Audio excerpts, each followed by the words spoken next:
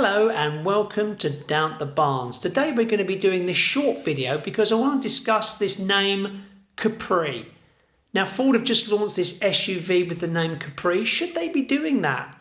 Should they be using a name on a car which really hasn't got any relevance to the original Capris that we know? Now we put out a good video a few weeks ago about the Consul Capri, and that was the Capri Lotus, and we had a lot of interest in that video, and some people said, well, actually it shouldn't have been called Consul Capri, it should have just been called Capri.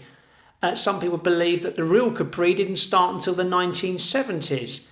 So should Ford be using this name on their cars? Is it just a cash in on that retro name with a car that really hasn't got the styling or anything like the original cars?